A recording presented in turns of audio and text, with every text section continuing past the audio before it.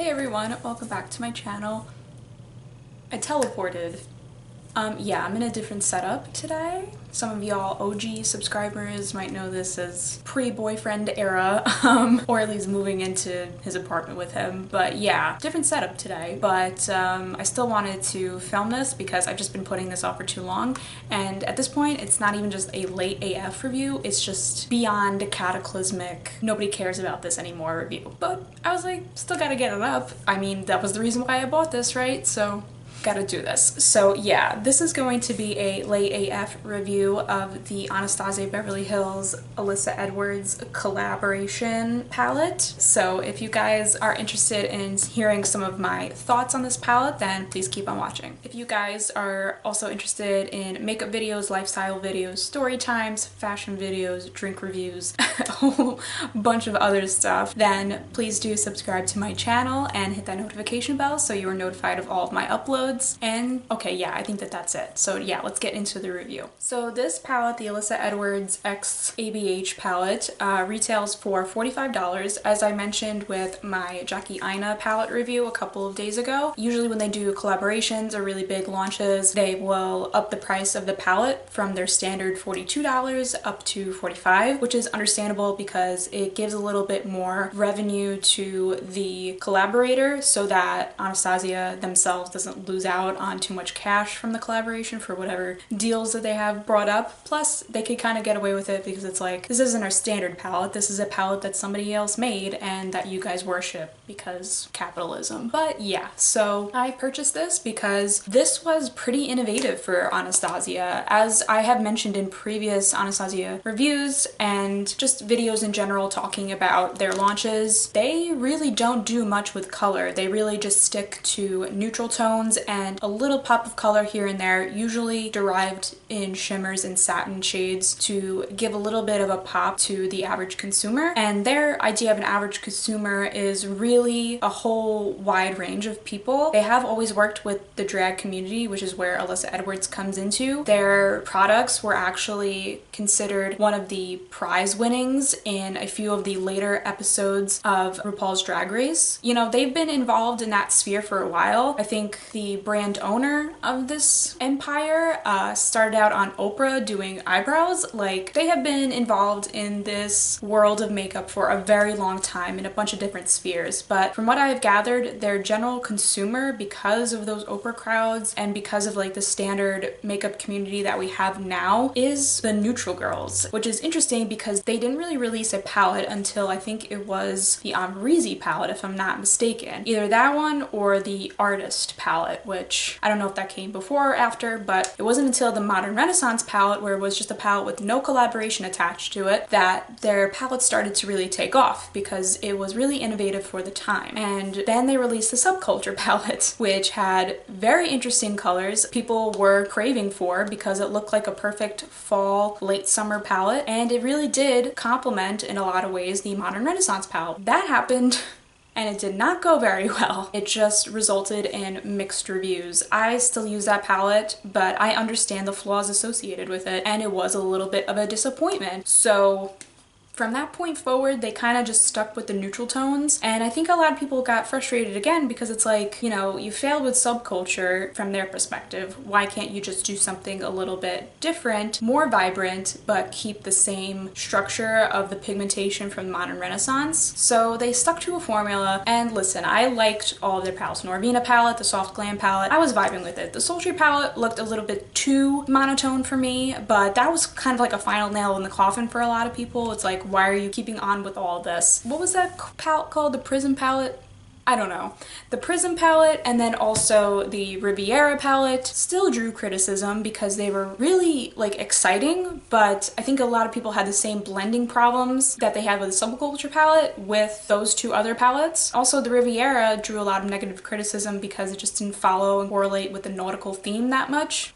I could get into an entire video about how I feel like ABH is always unfairly put on this pedestal and then knocked down every single time. Like, anyway. So, the Alyssa Edwards collaboration palette. different. It was something that nobody had really seen before from ABH. It had vibrancy, it had chaotic colors, and it had the personality that I think people were waiting for, especially from a collaboration, which they hadn't done for years. So this really changed people's perspective on Anastasia Beverly Hills and the types of shadows that they can create. A big thing for people, especially people who like color, is having really good mattes. And it's very hard to come across because those are challenging colors to make, which is why they had suffered problems in the past trying to create really good matte, blendable, pigmented colors. So everyone was curious to see if this would work out. But it seemed like it did really well and it got rave reviews. So we're just gonna get into why I understand that and I appreciate that, but there are some things that I feel like they could have done better with this palette. There are a lot of elements to this that I don't know go together because there is really not much to say about quality because it's like hyper quality. It's incredible. All of the matte shades are stunning. They are highly pigmented, but I have had zero problems blending it. Just for reference, I have used this a total of 4 times. First time I used this, I used neutral tones, and the second time I did an Instagram look. You could see I've used this palette up and down and all around, right? So let's judge my opinion rightfully here. So yeah, the quality is there, right? Like I said, pigmented, easy to blend, a great array of matte shadows. The shimmers are on point too, even though there's actually a shocking lack of shimmers in here. And the shimmers that are in this palette are stunning as well, and 2 of them are colorful, 1 of them is neutral. Like, you want to have that good balance, but I don't know if it's balanced. I'm just going to say that although all of the colors make sense, I don't know if it goes with the neutral colors, and I don't know if they took it far enough with the vibrant shadows. There are 2 camps, I would say. There's the people who like really vibrant rainbow colors, and then there are people who stick to the neutral side. So what do you do for the person who wants to experiment with either side? You have to have a balance. But with this palette, it's just a little too jumbled, I guess you could say. I'm a little confused, and that's why when I tried to do neutral looks, I kind of had a problem. To give into perspective, the first look that I did using this palette, I went in with Brick Road first, this beautiful, stunning matte yellow, so pigmented, but if you wanted this to be a transition shade, you might have to use a little bit more force, a little bit of a heavy hand. It almost seems like a color that wants to be like on your lid instead of in your crease, which is really odd to me. I'll get into that in a second. So then to create a transition, I went in with the Supreme, which is a matte orangey color, but like a neutral orange color. And when I tried to blend that out with this vibrant matte yellow, there was a little bit of clownery going on. It looked very clown chic, very carnival, and it just wasn't meshing well. And I wasn't sure what the problem was, but it just started to get a little bit worse. Then I went in with HOE, which is this matte brown color, and I tried to create a nice warm toned smoky eye with like that pop of yellow at the top, and it started to get really muddy. But the thing is that when you're trying to make a palette work, you want to have ease of use with every single color. I talk about this frequently, this ease of use thing. You should be able to do whatever you can with whatever color you have in the palette. Like, that's why it's a palette, so that you could create a look with just this and nothing else. But I was struggling. I didn't dip into any other palette, but I really wanted to. I wanted to go for like a burnt orange or an orange soda just to like help things out, because I felt like I wasn't given a lot to work with here, because you don't have anything more warm than this besides this, and this is a transition. So do you guys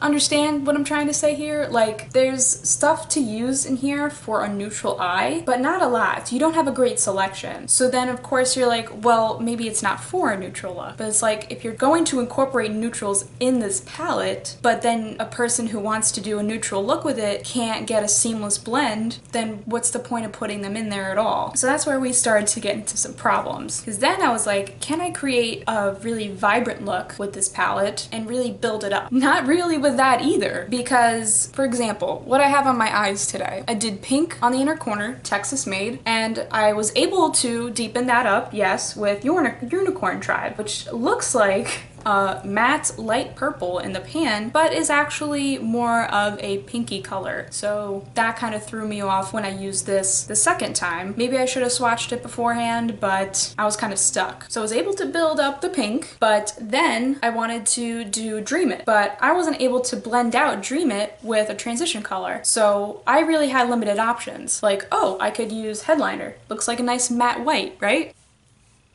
No, it is more of a satin shadow. It's not like a matte white. It's more of a topper, I guess you could say. So inner corner highlight, brow bone highlight, not really good for blending out shadow. So if you want to go in with this blue, this is your only option. You don't have anything to blend it out with if you want like a gradient blue effect. You just have to kind of stick with the blue and hope for the best. So then I go in with the purple, Believe, which is darker than it appears to be in the palette. So it's really deep and it's more of like on the cool tone. So what do I have to blend that out with to make it a little bit darker, to deepen up the outer V? BBDC, which as you can see is more of a warm toned purple and is not really in the same color story as Believe. So yeah, I was able to build up the outer corner with that purple, but now we got two different color stories going on. I don't know if this makes sense. I don't know if I'm really reaching out to anybody here, because I'm not saying that it's a bad palette. I'm just saying that when it comes to, I guess, rainbow tones that people enjoy, you really need to have a balance of everything. You need to not just have a purple, you need to have a cool tone purple, a warm tone purple, a lavender, a lilac, a periwinkle. You can't just have a hot pink. You gotta have a deeper reddish pink. You gotta have a more bluish pink. You have to have a light toned pink. You have to have the Morphe 35B. And we don't have that anymore. I have it, but I don't want to use it anymore because it's discontinued. So I was just like, okay, I'm not getting this to replace my Morphe 35B, but realistically, you should be finding something a little bit cheaper, because guess what? Just as with cheap palettes that have pinks and reds in it, the pinks and purples in this palette stain your eyes. I was just thoroughly surprised that they couldn't find any other way to make a pigmented pink or purple without having to do that. Like, when I take this off, this is all gonna be pink. I'm gonna look like a creature at the end of the day. So that's another problem, because why am I paying $45 just to have something that is comparable to the lower tier quality of cheaper rainbow palettes? So like, obviously this isn't gonna be like a total bashing review, because look at this eye. Look at this. Look at this. It's beautiful. It blends so nicely. It's so pigmented, like I said. It's great for detail work. It's great for big drag looks. It's great for creative looks. But why incorporate the neutrals? Why not just use this out as an opportunity to just go full out, to have a wide array of different types of colors in there that could help you blend out these other colors? Like, I just feel like there was a goal here, but I don't necessarily know if they approached it that well. Because it's like, there are neutral colors in here, but you basically have one story to go with if you do decide to use them. Because I can't mix the Supreme with Texas Made. I can't mix Ho with BBDC. So you're really just limited, if you want to do a neutral look, to these four here, and then you have these two over here. And not a lot of people are going to want to go in with the black. So a lot of people are just limited to this and these four for a neutral look. Not a lot of people who like neutral looks are going to be reaching for this palette or purchasing this palette. It's really just going to be the people who want to do creative looks. But then there's the problem of, how do I blend out these vibrant colors if there's not a big color story there? Like, there's no lighter purples to blend out this purple here or this purple here. And if you want to, it's with a pink, which looks like a purple but isn't,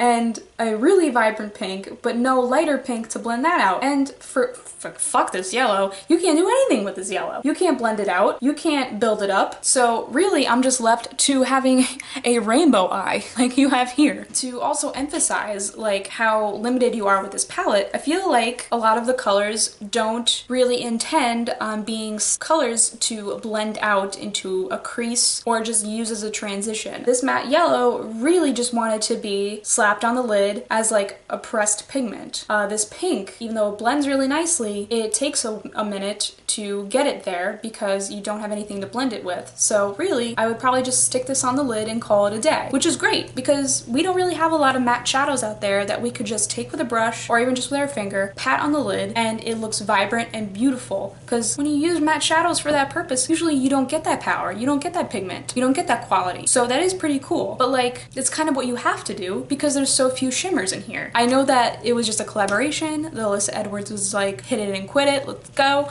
let's get this out there. And you know what, she got her coin. And listen, quality's good. You have the not velvet texture, you have a hard texture. It's very well preserved. It's beautiful. I'm not going to deny that in any capacity. It's well made, well constructed, well thought out. I believe, all things considered, I felt like they meant well. It's not like I can't create a look with this palette. I've created 4 already, but I'm just airing out my grievances about that. I hope I got my point across. There are some things to note about this palette, you know? You have those really strong, vibrant colors, so it's gonna take you a hot minute to blend them out. You don't really have a lot to work with to blend them out though. And you really have to be very skilled in this type of makeup artistry to make this palette work, in my opinion. Do I regret purchasing this? No, because I feel like I've been able to push the Morphe 35B to the side for a little bit because I'm not carrying this big palette all over the place. I have a lot of vibrant shades in here, and it is really nice to have that variety, but I just feel like they needed a little bit more and to do a little bit more with this. So it's a good like first run around though, I will admit that. So I would probably give this a 6.5 out of 10. It's not awful. Like those 6.5 stars are all indebted into the quality and the pigmentation, the blendability, like I've said, but there's just a little bit of lacking with the color theory here, the color story, the ability to blend things out. I feel like they wanted to do something that would be a middle tier to collaborate the neutral people with the vibrant people and get them to try something new, but I don't feel like they accomplished that. Was this intended for drag queens or people interested in drag? Was this interested for the everyday person who maybe wants to play with color a little bit more? Was this geared towards people who are complaining and busting ABH's chops for not creating something really artistically driven? I feel like it's a little bit of all three. And when you don't have a clear direction and you want to have a huge audience, sometimes you kind of lose people. So yeah, that is my review of the Anastasia Beverly Hills collaboration with Alyssa Edwards, renowned drag queen of the world. If you did like this video, please give me a thumbs up or just let me know how you feel about this palette in the comments below. I would like to hear some different feedback if you do have it. Once again, I didn't hate this palette. I did enjoy it. Seeing their newest launches, I know that this is that late that they have like 800 different products out. I feel like they are going in a really good direction as far as color goes. So I'm excited to see that. Maybe some more well-rounded palettes in the near future. So yeah, once again, subscribe to my channel if you haven't already. And all my social media will be at the end of this video and also linked down below in the description box. And all of my products that I'm using on my face, on my eyes, will be in the description box as well. And I will see you guys in the next one.